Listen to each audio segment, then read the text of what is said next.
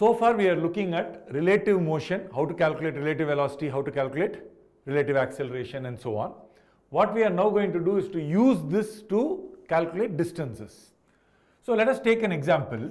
Suppose I had A and B which were together at one location, and A starts moving like this and B starts moving like that. Okay, so let us say A's velocity was minus 2i plus, actually it's going down, right? So minus 3j meters per second.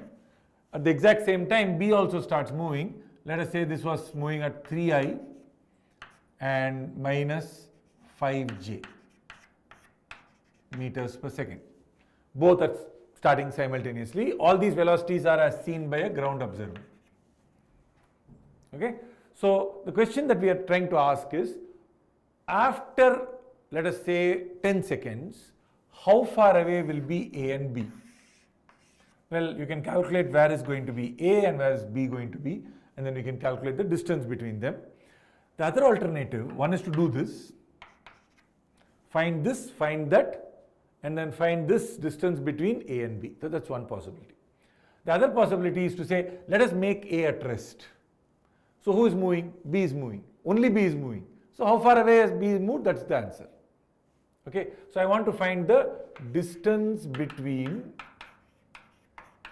A and B after 10 seconds. Initial distance between them is 0. So instead of calculating the position of A and B, what I'm going to do is I'm going to calculate the velocity of B relative to A. Is that easy? Yeah, we know it is velocity of B minus velocity of A. Velocity of B minus velocity of A. What is velocity of B? 3i minus 5j. Okay, 3i minus 5j minus velocity of A, which is minus 2i minus 3j. So if I now calculate this, this is 3 minus of minus is going to be plus. So 3 plus 2i, 5i. Minus 5j minus of minus, that's going to again be plus 3j. So minus 5j plus 3j is minus 2j meters per second. So I've got the velocity of B relative to A. I don't even need the displacement, I just need the speed of B relative to A. Relative speed. What is the relative speed? It is the magnitude of the relative velocity, which is root of 5 square plus 2 square. So this is 25 plus 4, 29. So it is root of 29 meters per second. So the distance that B would have moved relative to A, the distance that it would have moved would be this relative speed into 10 seconds. So 10 root 29 meters. Okay. Now that must be the distance between A and B, because you see relative to A does not move. So A is remaining at the same place. A is saying B is moving. At what speed? Root 29 meters per second. For how long? 10 seconds. So root 29 into 10. Now you might not think that this is such a big deal, but you will see this becomes very, very useful in different types of problems. Like for example, let us think about this case where I am dropping A and I am throwing B starting at the same time. So A has been dropped, okay, so or let's say A is thrown with 5 meters per second. B is thrown upwards with, let us say, 25 meters per second. Okay, and let us say that this distance was 15 meters gap between them.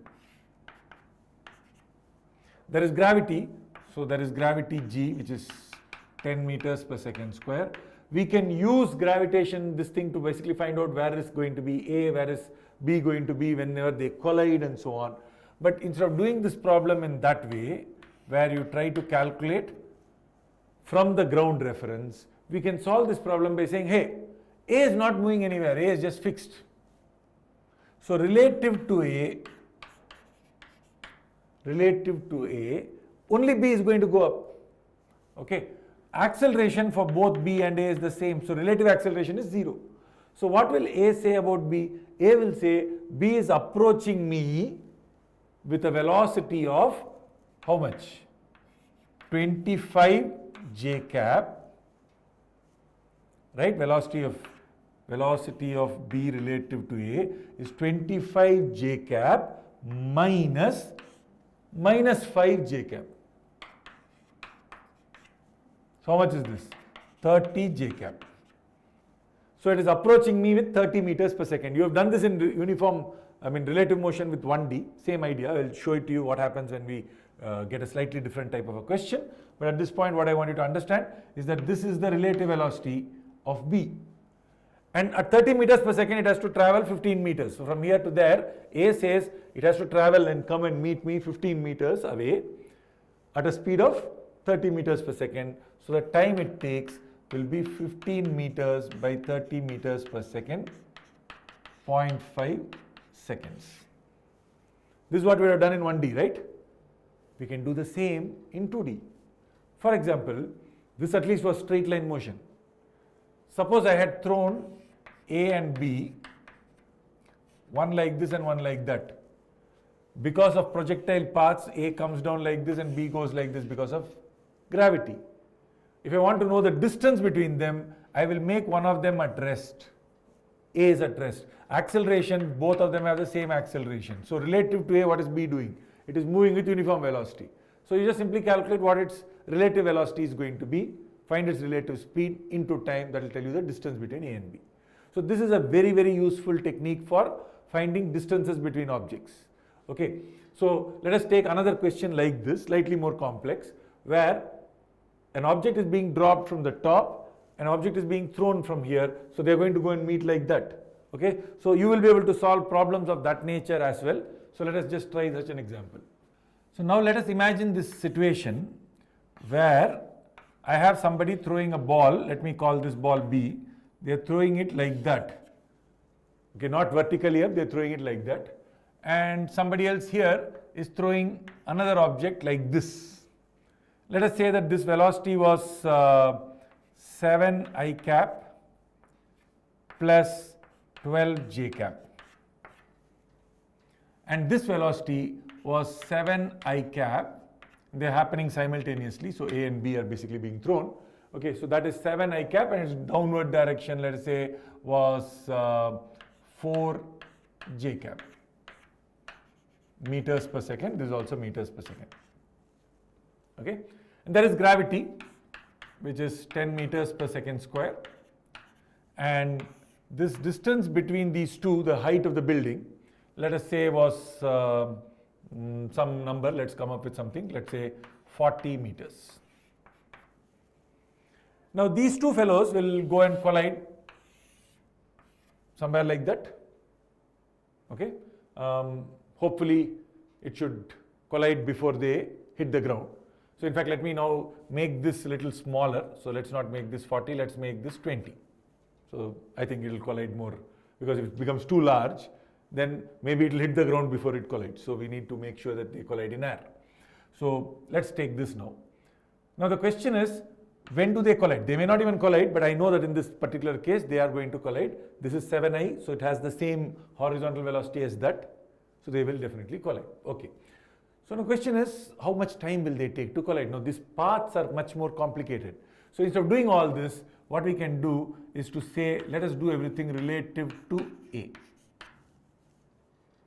Okay, what is the velocity of B relative to A? Velocity of B minus velocity of A. So, but if you look at this 7I is going to cancel out. 12j minus of minus 4j is going to give us 16j cap meters per second. Is that okay? So this is the velocity of B relative to A. Now, was there a distance between them in the beginning? Distance between them in the beginning? Yeah, 20. What is the distance between them in the end? 0, because they are colliding. So the distance that B has to travel according to A, the actual distance B has to travel is a lot more. But what does A say? A says the distance B has to travel is equal to 20 meters. Why? What is A doing? Relative to A is just sitting there. So B just has to come and meet it. So it has to travel 20 meters. So the time it is going to take will be 20 meters by 16 meters per second. So if I cancel out, that is going to be 5 by 4 1.25 seconds. You can see that once you use the idea of relative motion, the question becomes very, very easy. You didn't have to worry about acceleration. Why? Because A and B both have the same acceleration. So relative to A, what is B's acceleration? 0. What A says about B is that B is approaching it with uniform velocity. So calculating distances like this becomes very, very simple. The kind of question that we'll also have to look at is, suppose I had a river and I had a boat, and this boat was trying to go like this, right across. But the river has a velocity like this. Where will the boat end up? If you think the boat is going to land up there, remember that the river is going to drag it. So finally the boat is going to land up here. Right? So what would be the actual displacement of the boat? So such a question, let's put some numbers. Let us say that this was 4 meters per second. And let us say that the boat was going vertically up. It was bearing upwards, or basically across. Okay, bearing does not mean that it's actually moving like that. It means it is trying to move. Relative to water, the velocity of the boat relative to water is, let us say, 10 meters per second in this direction. Okay, which is j cap. This is 4 meters per second I cap. Now, that is the velocity of the boat relative to water. What is the actual velocity of the boat? Actual velocity of the boat will be this plus that. So velocity of the boat is 4 I cap because of the water plus 10 j cap.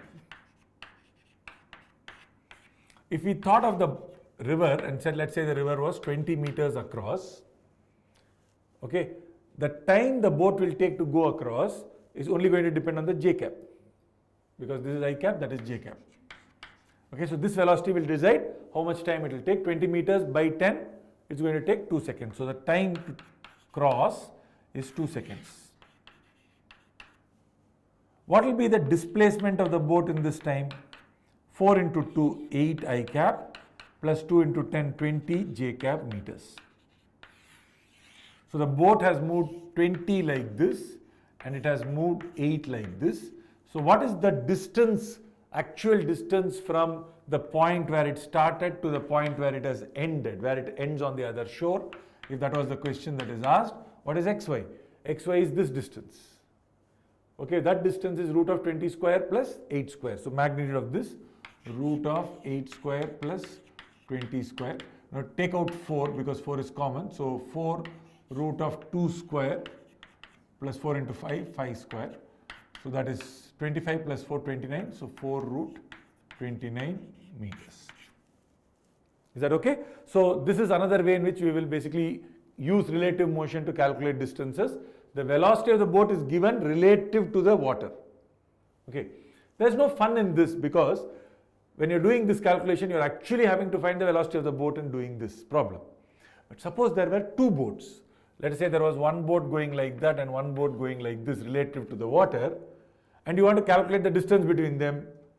Then remember that you have to add to this guy velocity of the water, you have to add to this also velocity of the water. But if I find relative to A the velocity of this boat, then the water part is gone. So you just simply find velocity of the boat relative to A and then use that to calculate the distance. So that's exactly like what we did earlier. So this idea of using relative motion for calculating distance is very powerful. So when we apply it to various bunch of questions, you will understand how to apply them in different types of situations. So the best thing to do is to try out the question, then look at the video solution.